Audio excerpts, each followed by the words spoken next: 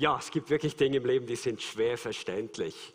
Und da ist man manchmal echt frustriert, weil man sie nicht versteht. Mir ging es so in der Mathematik, als wir zu der Integralrechnung kamen. Ich habe nur noch Bahnhof verstanden. Das Einzige, was ich gern hatte, war Bahne-Integrale. Vollkornbrot, aber das verstand ich. Aber integral rechnen, ich bin nie wirklich rausgekommen und meine Resultate waren mehr, glaube ich, Zufallsresultate, als wirklich, dass ich gewusst habe, was ich tue.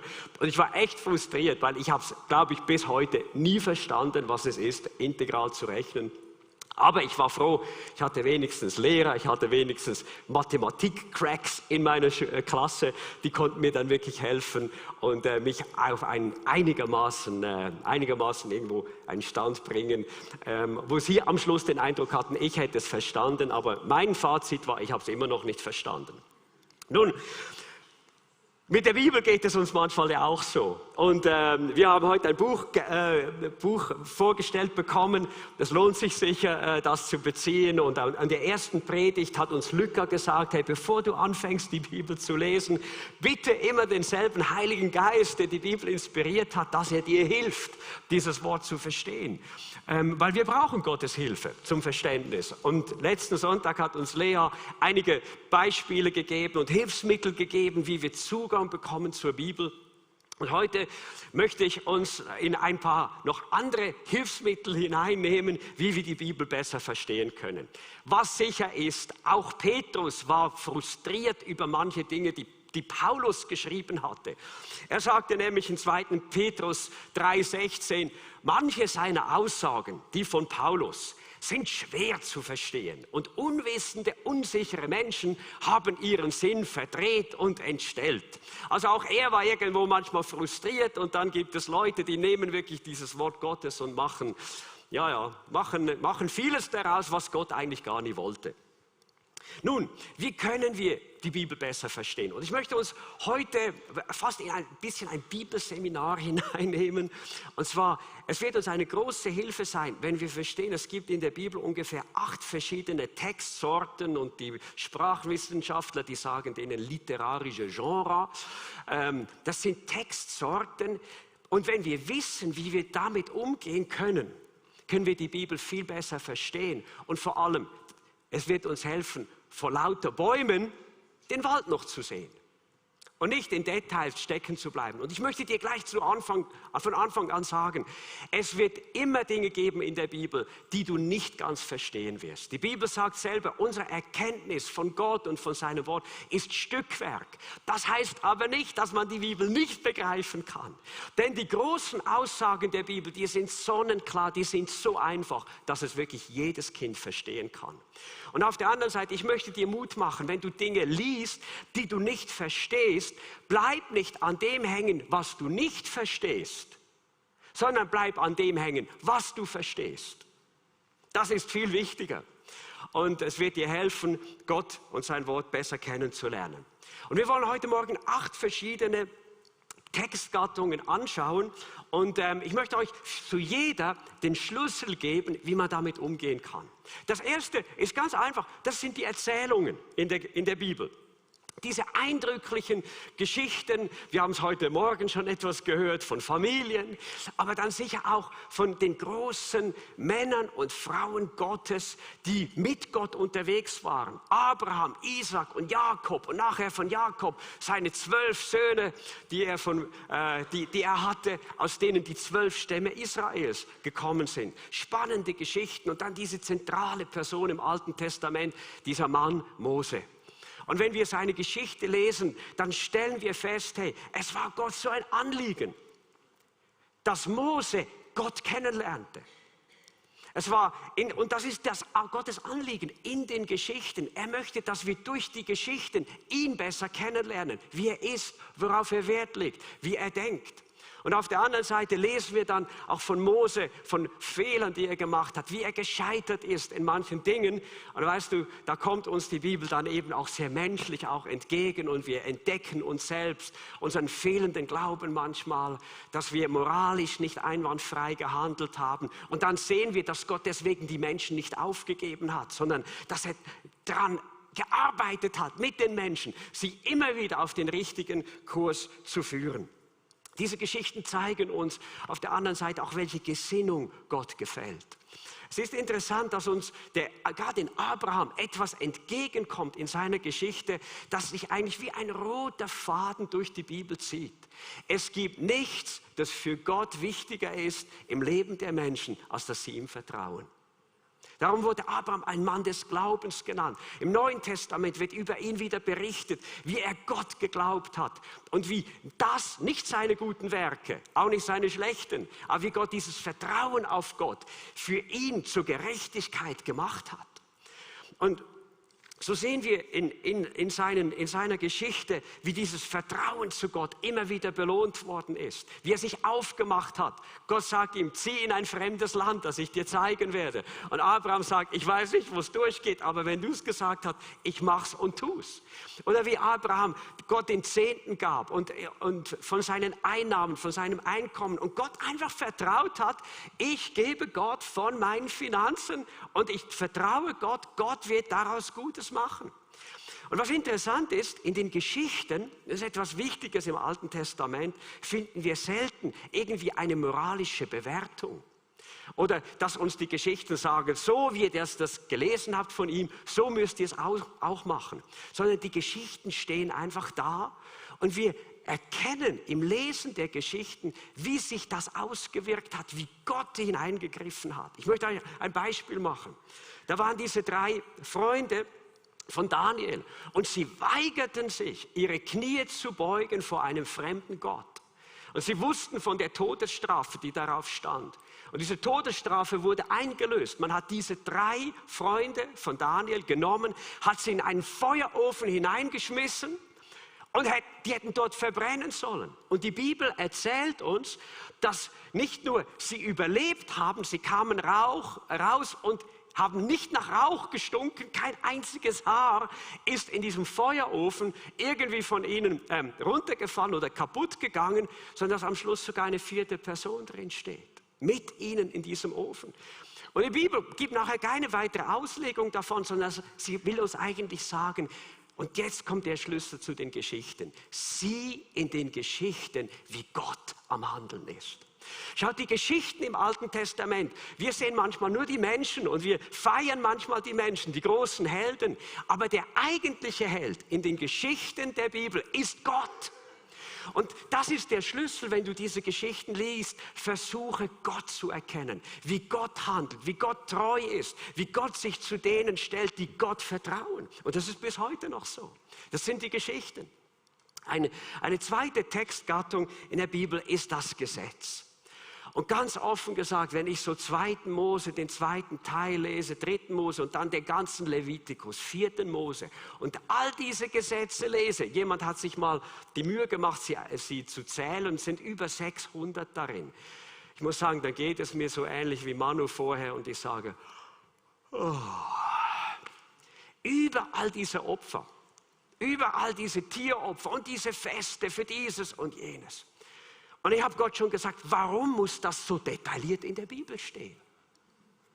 Du hättest doch mehr schreiben können, vielleicht nur über die Schönheit des Meeres, des Mittelmeeres und des Sees Genezareth und so weiter.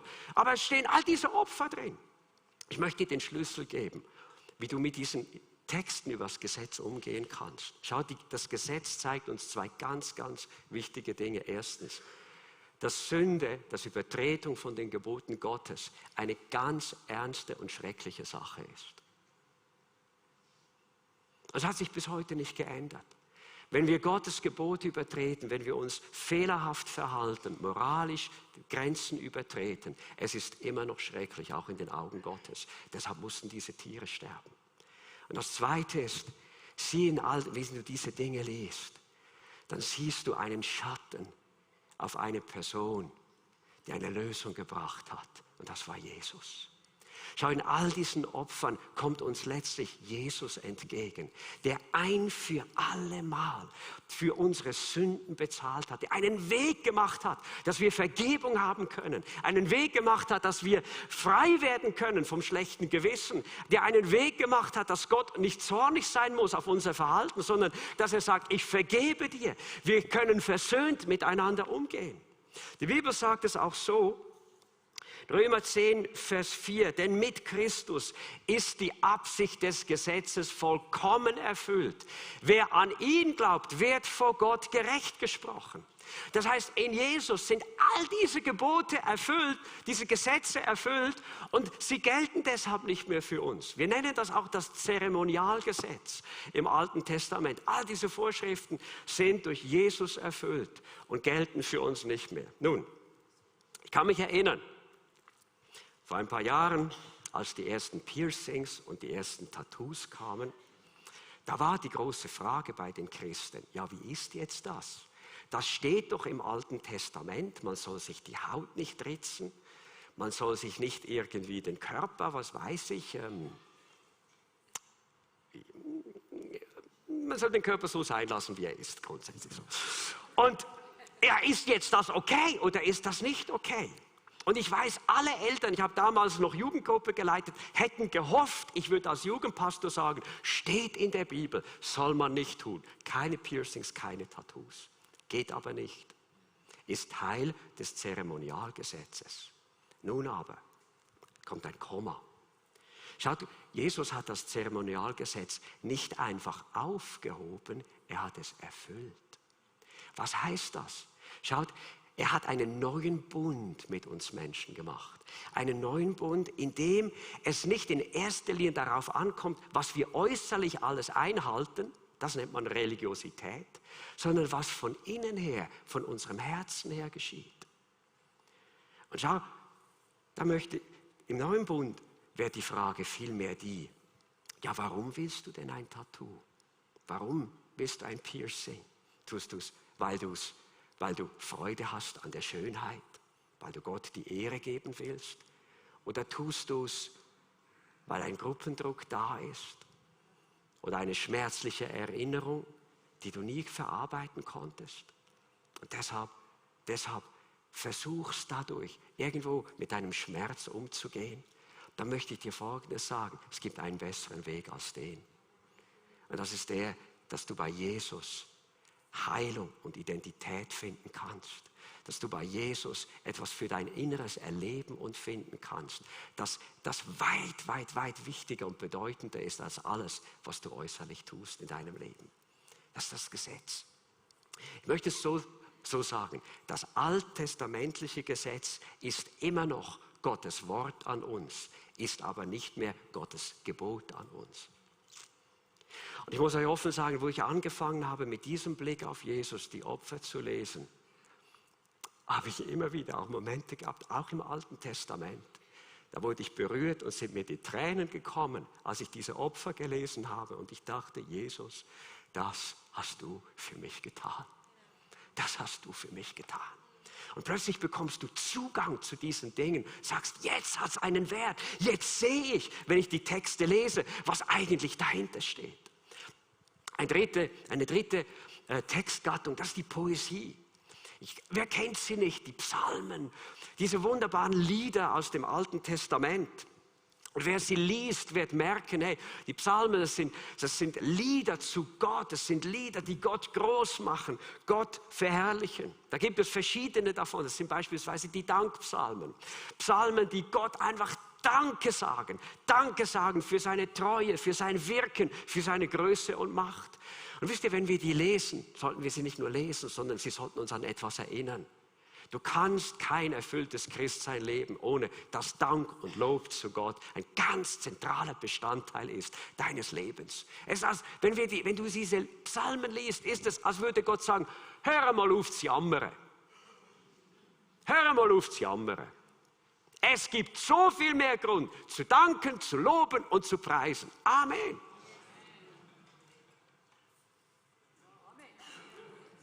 im Danken, heißt es auch, kommt Neues ins Leben hinein. Danken macht froh, Danke macht zuversichtlich, Danke stärkt dich in deinem Vertrauen zu Gott. Warum? Weil manchmal stehen dir nur die schwierigen Dinge gerade vor deinen menschlichen Augen. Aber weißt du was, es gibt Dinge, die sind viel größer als deine menschlichen Schwierigkeiten im Moment. Und das ist die Treue Gottes, das ist die Macht Gottes, das ist die Herrlichkeit Gottes. Und das sind Dinge, die sind Menschen, die an Jesus glauben, zugänglich. Der Geist der Herrlichkeit ruht auf euch. Halleluja.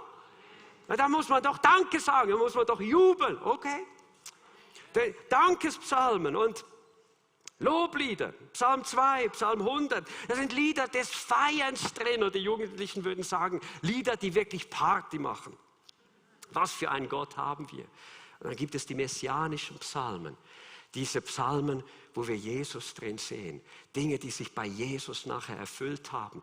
Denkt einmal, Dinge, die über 1000 Jahre vor Jesu Geburt geschrieben wurden, die Jesus schon groß machen. Und dann siehst du plötzlich Jesus wieder im Alten Testament. Du siehst, wie Menschen von ihm geschrieben haben, geleitet vom Geist Gottes, Aussagen gemacht haben über Jesus, die Jesus nachher im kleinsten Detail erfüllt hat. Und dann gibt es auch die Klagelieder, jawohl. Und ich verstehe das auch. Es gibt Momente in unserem Leben, wo wir Gott nicht verstehen, wo wir Dinge in unserem Leben nicht einordnen können. Und die Klagelieder geben dir Worte, geben dir Zugang, vielleicht auch Dinge zu formulieren, wo du sagst, Gott, ich verstehe dich im Moment einfach nicht. Aber weißt du, was interessant ist, auch bei den Klageliedern? Sie bleiben nicht im Klagen. Klage ist gut für eine Zeit, aber bleibe nicht im Klagen stehen. Der Glaube bricht durch zum Lob. Und manchmal ist es ein Lobopfer. Das heißt, ich fühle mich nicht danach. Weißt du was? Aber loben, dazu musst du dich nicht gut fühlen. Loben ist eine Sache, die du baust auf das ewige, unerschütterliche Wort Gottes und auf die Person von Gott. Und die ist unveränderlich. Wir haben immer Grund. Was hilft dir in der Form der Poesie? Schau mal, das eine ist die Form. Es gibt so etwas wie einen Parallelismus drin. Das heißt, oft wird in einem Vers wird die gleiche Sache auf zwei verschiedene Arten ausgedrückt.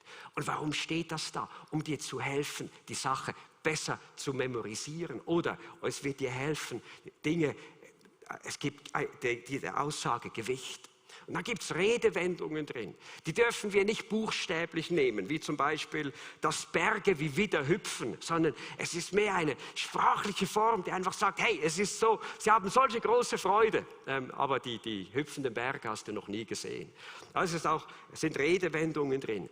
Und weißt du was, wenn du die Power der Psalmen und der Poesie, und da gehören, wie gesagt, auch die Klagelieder dazu, wenn du die Power erleben willst, dann lies sie laut. Lies sie laut. Weißt du was, ich habe angefangen, die Psalmen zu singen. Irgendeine Melodie. Pentatonik, ganz einfach. Nur fünf Noten drin. Aber sie zu singen. Und weißt du, dann ist es nicht nur irgendein Text, der in einem Buch steht, sondern es wird dein Lied. Es wird dein Lob zu Gott. Eine nächste Gattung, das ist die Weisheitsliteratur. Dazu gehören die Bücher Hiob, die Bücher der Sprüche und der Prediger. Ich möchte dir nur einen Zugang dazu geben. Lies sie nicht als menschliche Weisheiten, sondern du wirst die Weisheit, die darin ist, erst erkennen, wenn du die Grundlage dazu legst. Und wisst ihr, wo die steht? Ganz am Anfang der Sprüche. In Sprüche 1, Vers 7 steht, die Ehrfurcht vor dem Herrn ist der Anfang der Erkenntnis. Das heißt, hey, wenn du diese Dinge liest, diese Weisheitsliteratur, gehe hinein und sag, Herr, ich komme in einer tiefen Ehrfurcht, einen tiefen Respekt zu dir. Hilf mir, diese Worte zu verstehen. Und dann mit dieser Ausrichtung hast du nicht menschliche Philosophie, sondern du hast göttliche Philosophie. Philosophie ist die Liebe des Wissens oder die Liebe der Weisheit. Und das ist ein großer Unterschied. Schaut, göttliche Weisheit, die ist immer in Verbindung mit deiner Beziehung zu ihm. Die kommt immer aus der Kenntnis von Gott. Und dann gibt es Prophetie. Das ist die fünfte Gattung. Und da wird es so richtig spannend, weil Menschen erzählen und schreiben über Dinge, die sie ohne Gott nicht wissen könnten. Und ich muss euch ehrlich sagen, Prophetie ist für mich einer der Gründe, warum ich der Bibel glaube und ihr vertraue. Weil Menschen Jahrhunderte zuvor über Dinge geschrieben haben, die erst nachher in Erfüllung gegangen sind. Und so etwas, weißt du was, da würden alle Börsenprofis würden sich von schreiben, wenn sie das könnten, schon nur einen Tag. Ein Börsenprofi hat mir mal gesagt, Matthias, wenn ich schon nur wüsste, was die Börse morgen macht, dann wäre ich in wenigen Tagen Multimilliardär. Wir wissen es nicht, aber einer kennt die Zukunft und das ist Gott. Und für die Prophetie möchte ich dir 3 Dinge mitgeben, die dir helfen, mit Prophetie umzugehen. Das erste ist, viele Dinge in der prophetischen Literatur, zu der eigentlich fast der ganze zweite Teil des Alten Testaments gehört. Übrigens, 1. Mose 1 und 2 sind die ersten prophetischen Kapitel in der Bibel. Die sind nicht da, um einen wissenschaftlichen Beweis zur Schöpfung zu geben, sondern sind Prophetie, Offenbarung von Gott, von Dingen, die geschehen sind, wo niemand von uns dabei war. Ganz kurz zur Prophetie, 3 Dinge. Erstens, viele dieser Dinge in der prophetischen Literatur haben sich schon erfüllt, nämlich beim Volk Israel, dass sie ins Exil gehen würden, dass Gott das Volk wieder zurückführen würde. All diese Dinge haben sich erfüllt. Der zweite Teil ist, dass du in der Prophetie Dinge findest, die haben sich einige Jahrhunderte später erfüllt, und zwar bei Jesus. Das ist die messianische Prophetie, wo Menschen über Jesus geschrieben haben. Und wenn du das Matthäus-Evangelium liest, dann wirst du immer wieder feststellen, dass es heißt, wie geschrieben steht. Und Jesus tat das, damit erfüllt würde das. Weißt du, Jesus hat jedes Detail in seinem Leben, das Jahrhunderte vor ihm geschrieben wurde, erfüllt in seinem Leben. Das ist gewaltig. Es gibt keine Person auf dieser Welt, die so etwas von sich sagen könnte. Das ist Jesus. Und das Dritte ist, es gibt Dinge in diesen Prophetien, die stehen uns noch bevor. Dinge, die die Bibel auch die Tage nennt von Jesu Wiederkunft und von dem Gericht Gottes. Das ist Prophetie. Und dann noch eine weitere Gattung, das sind die Evangelien. Die Evangelien, zu denen manche Menschen auch die Apostelgeschichte zählen, aber sicher Matthäus, Markus, Lukas, Johannes. Diese Evangelien haben ein Ziel, nämlich uns Jesus zu zeigen. Was Jesus, wie er durch die Jungfrauengeburt auf diese Welt gekommen ist, gesandt vom Vater, wie Gott Mensch wurde. Und liebe Freunde, ich weiß, das tönt in unseren Ohren heute manchmal, das gibt's doch nicht. Ja, gibt's auch nicht. Gab es nur einmal in der Weltgeschichte. Gott wird Mensch. Gott wird Mensch. Aber weißt du, was die Menschen über Jesus sagten? Wir sahen seine Herrlichkeit. Die Herrlichkeit des Sohnes von Gott. Er wurde Mensch wie wir, hat unter uns gelebt, hat gelehrt die Menschen über Gott. Und wisst ihr, sein Sterben am Kreuz und seine Auferstehung ist die Wahrheit, die zentrale Wahrheit, die Millionen von Menschen frei gemacht hat von ihrer Schuld, von Hoffnungslosigkeit, von zerstörerischen Bindungen und von Süchten. Es ist Jesus. Jesus ist die zentrale Person der Bibel. Jesus ist die zentrale Person der ganzen Evangelien und sie ist Quelle der grenzenlosen Faszination für mein Leben. Das ist Jesus. Und er hat nichts eingebüßt von seiner Power und seiner Kraft, dein und mein Leben zu erneuern, zu heilen und zu transformieren, dass wir etwas sind zum Lob der Herrlichkeit Gottes. Das ist Jesus. Und dann, er wird uns in den Evangelien vorgestellt und dann sind die Lehrbriefe da möchte ich nur kurz machen. Das ist eigentlich der ganze Rest im Neuen Testament mit Ausnahme der Offenbarung. Und in diesen Briefen findest du eigentlich immer 2 Abschnitte. In den ersten Kapiteln, da redet Gott normalerweise zu gläubigen Menschen und zeigt ihnen nochmals auf, was alles geschehen ist, als sie zum Glauben an Jesus gekommen sind. Wir haben etwas von Brigitte heute Morgen gehört, dass wir Kinder Gottes werden, dass der Geist Gottes in uns wohnt, dass Gott uns lebendig gemacht hat, dass Gott die Feindschaft weggenommen hat, dass Gott auf der ganzen Welt, in jeder Kultur Menschen zum Glauben ruft, dass so viel in uns geschehen ist, dass wir Vergebung haben, Rechtfertigung, Frieden mit Gott. Und das sind diese Dinge, die müssen wir immer wieder hören, wenn wir an Jesus Christus glauben. Aber dann zeigen uns die Briefe auch jeweils in den zweiten Teilen, dass wenn uns das alles bewusst ist, dass wir gerufen sind, anders zu leben. Du kannst nicht Jesus in dir haben und leben wie Menschen, die Jesus nicht haben. Das ist dieser Ruf, Jesus ähnlicher zu werden. Dieser Ruf, in der Kraft des Heiligen Geistes ein neues Leben zu leben. Und dann die letzte literarische Gattung, das ist die Offenbarung. Das ist das letzte Buch auch in der Bibel. Und ich glaube, das ist das Buch, das ist für viele Menschen das spannendste Buch. Es hat eigentlich 3 Teile in dieser Offenbarung drin. Das erste ist, Jesus wird uns in den ersten Kapiteln nochmal vor Augen geführt, wer er ist. Schau, es ist ein Unterschied zwischen Jesus als Mensch vor 2000 Jahren und Jesus jetzt als dem Auferstandenen, der zur Rechten des Vaters sitzt, an dem Ort aller Macht, aller Autorität. Menschen, die Jesus gesehen haben in dieser Art, wie er heute ist, die sind alle vor ihm niedergefallen. Die haben alle angebetet. Es heißt in der Bibel, manche Menschen, die ihn so gesehen haben, denen ist wieder Kraft aus dem Körper gegangen. Sie sind nur noch auf ihre Knie gegangen und konnten ihn anbeten, den Sohn Gottes, der sein Leben für uns Menschen gelassen hat. Und dann im zweiten Teil schreibt Gott an 7 Gemeinden der damaligen Zeit. Und sie sind für uns heute noch ganz wichtige Schreiben, weil sie zeigen uns, worauf Gott Wert legt in einer Gemeinde, im Leben der Christen. Und im dritten Teil, da kommen dann all diese großen, zum Teil schrecklichen, aber auch herrlichen Dinge, die uns noch bevorstehen. Was kann dir helfen in der Offenbarung?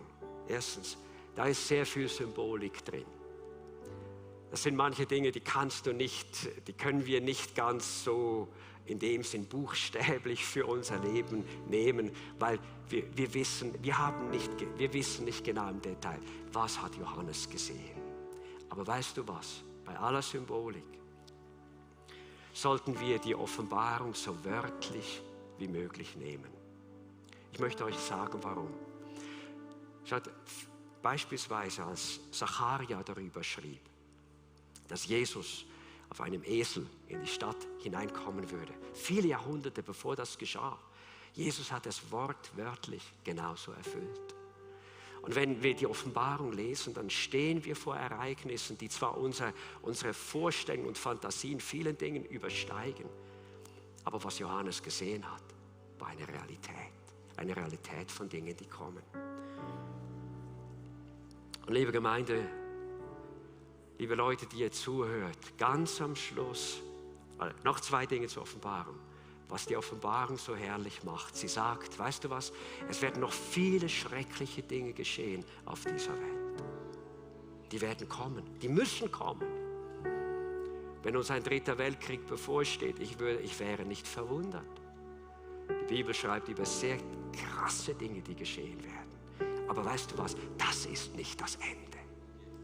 Das Ende ist das, dass Jesus siegen wird. Dass Jesus als der Sieger zurückkommen wird. Dass er kommen wird, um Menschen, die an ihn glauben, zu sich zu holen. Dass Jesus kommen wird, um dem Tod, um aller Bosheit ein Ende zu bereiten. Und dass er ein ewiges Reich des Friedens, des Lichtes, der Kraft aufrichten wird. Und weißt du was? Nichts sollte für dich wichtiger sein, als Teil von diesem Reich zu werden. Und wie das geschehen wird, sagt uns die Bibel sehr deutlich. Und Und damit schließe ich die Offenbarung ab. Am Schluss wird Jesus, dem Sohn Gottes, wird das Gericht gegeben werden über die ganze Welt, über dein, über mein Leben.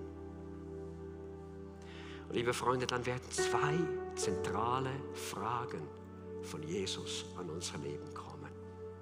Die erste Frage wird die sein: Hast du Gott über alles geliebt und ihm mit deinem Leben gedient?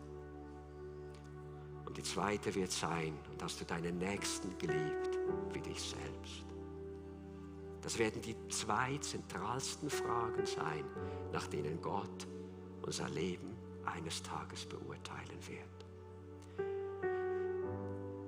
Und weißt du was? Was sein Urteil ist, darüber musst du nicht spekulieren. Das legst du heute mit deinem Leben fest. Ich bin so froh, dass heute Morgen viele Menschen hier sind, die sagen: Hey Matthias, das ist das Wichtigste für mich. Gott zu lieben, ihn mehr lieben zu können, ihm zu dienen mit dem, was ich bin und habe. Ich gehöre nicht mehr mir selbst, ich gehöre ihm, weil Jesus mich teuer erkauft hat. Und ihn zu lieben und meinen Nächsten wie mich selbst, das ist mein höchstes Lebensziel. Und dann möchte ich dir sagen, weißt du was, bleibe dran, gib nicht auf. Hör nicht auf, Gott zu lieben. Hör nicht auf, Menschen zu lieben. Egal, auch wenn du Negatives erlebst, du vergibst und liebst wieder neu.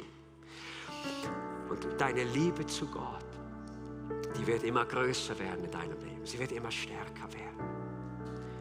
Das Zweite ist, liebe Freunde, Menschen sind hier auch heute Morgen, die sagen: Hey, ich habe mein Leben Jesus anvertraut. Aber wenn ich ganz ehrlich bin, ich liebe viele Dinge mindestens so wie Gott. Wenn ich meine Werte im Leben überdenke, muss ich sagen, da gibt es Dinge, die sind mir wichtiger als das, was Gott will, wichtiger als das, was Gott von meinem Leben möchte. Und meine Nächsten zu lieben, naja, meine Freunde, bei denen mache ich das, bei den anderen, das ist ein anderes Kapitel. Ich möchte dir eines sagen: Heute bist du in diesem Gottesdienst, heute hörst du zu, weil Gott dir sagt: Kehre um. Kehre um. Schau, du lebst als zweitklassiger Christ. Ich habe kein anderes Wort dafür. Aber Jesus ist nicht gekommen, dass du ein zweitklassiger Christ bist, sondern dass du ein erstklassiger Christ bist. Sicher einer, der alles perfekt macht. Aber weißt du, du kannst ihm heute sagen: Herr Jesus, es tut mir leid, dass mir Dinge wichtiger geworden sind als du. Es tut mir leid, dass ich aufgehört habe, meinen Nächsten zu lieben wie mich selbst. Bitte vergib mir und gib mir eine neue Liebe zu den Menschen in meinem Umfeld. Gib mir eine neue Liebe zu denen, mit denen du mich zusammenführst. Und weißt du was? Du wirst wieder ein erstklassiger Christ. Und ich meine das von der Qualität her. Und das Dritte ist, du bist vielleicht hier heute Morgen und du hast Gott noch nie gesagt, dass du ihn wirklich über alles lieben willst.